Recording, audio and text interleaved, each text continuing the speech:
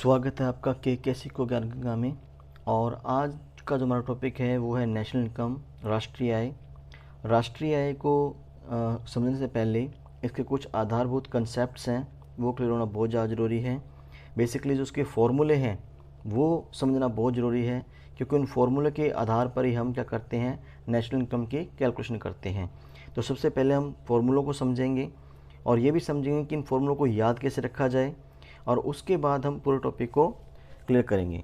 तो सबसे पहला जो कंसेप्ट आता है नेशनल इनकम में वो आता है GDP at MP, gross domestic product at market price.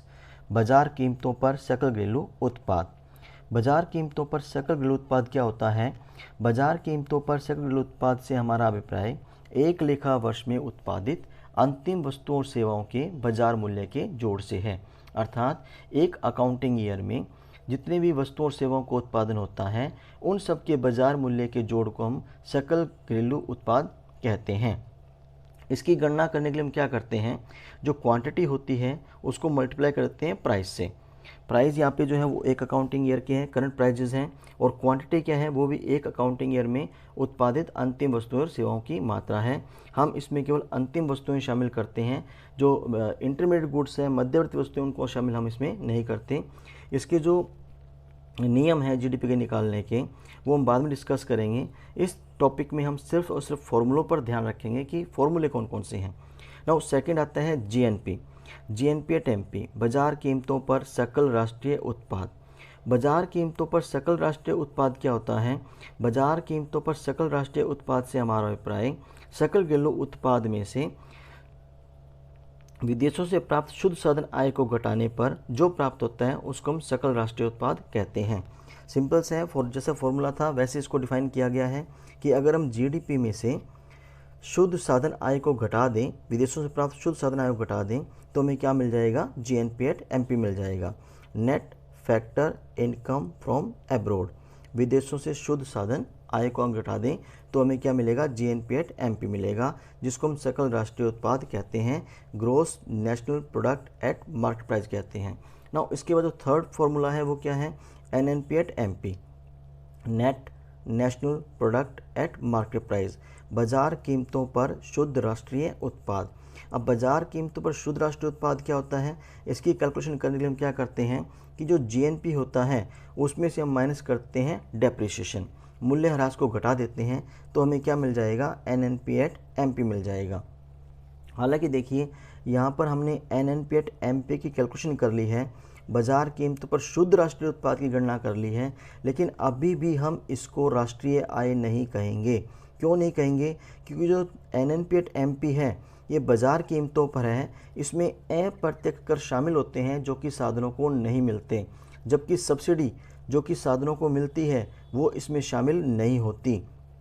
इसीलिए हम एनएनपी एट एमपी को, हालांकि शुद्ध राष्ट्रीय उत्पाद होता है लेकिन फिर भी इसको राष्ट्रीय आय नहीं कहते, इसको हम एफसी पे कन्वर्ट करते हैं, फैक्टर कॉस्ट पर लेकर आते हैं। क्यों लेकर आते हैं? क्योंकि यहाँ पर हम राष्ट्रीय आय की गणना कर रहे हैं। राष्ट्रीय आय जो होती है वो साधनों की आय का जोड़ होती है, तो हम इसे साधनों की लागत पर लेकर जाएंगे।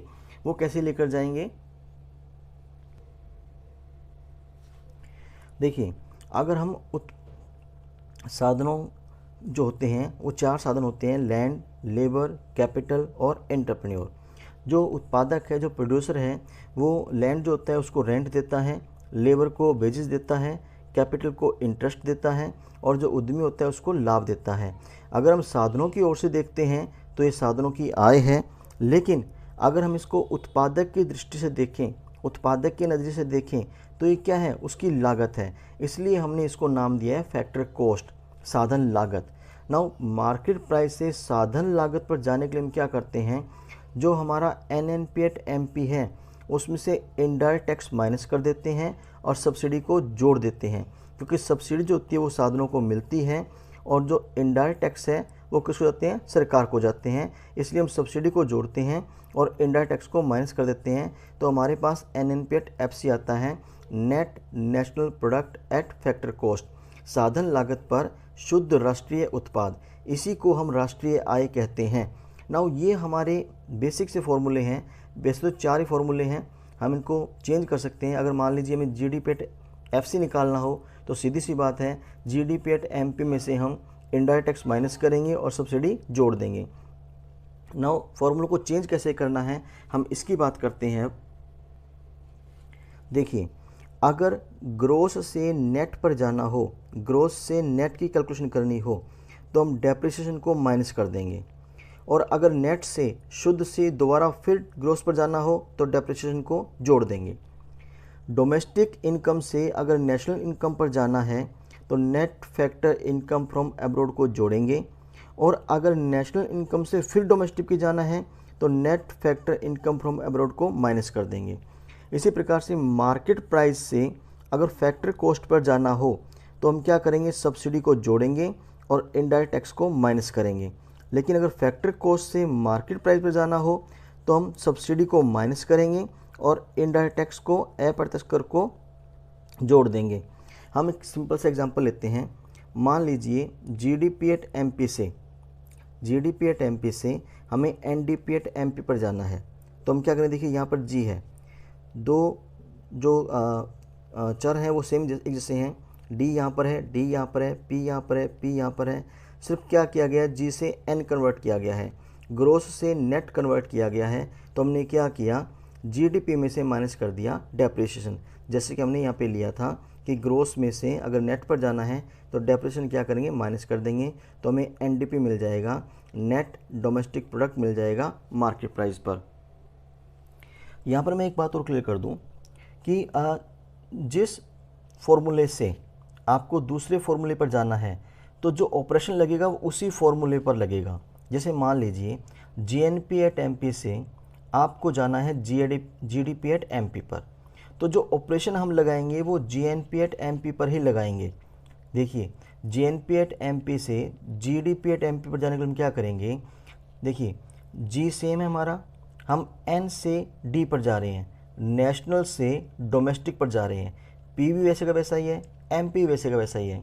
तो हमने क्या करना है, इस एन को डी बनाने के लिए हम क्या करेंगे, net factor income from abroad minus कर देंगे, किस में से, जीएनपी में से।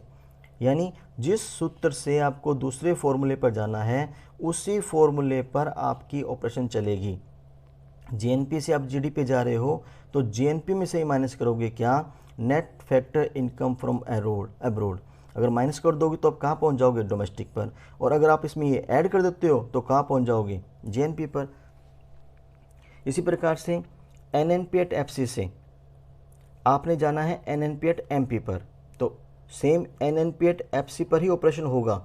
हम क्या करेंगे, एफसी से आपको एमपी पर जाना है, साधन लागत से आपको जाना है मार्केट प्राइस पर, तो साधन लागत से बाजार कीमतों पर जब जाओगे तो इनडायरेक्ट टैक्स को प्लस कर दोगे और सब्सिडी को माइनस कर दोगे। किस में करोगे ये काम करोगे आप एनएनपी एट एफसी पर, क्योंकि एनएनपी एट एफसी से आपको जाना है एनएनपी एट एमपी पर। यानी जिस फॉर्मूले से आप दूसरे फॉर्मूले पे जाओगे उसी पे ऑपरेशन को अप्लाई करोगे। Thank you.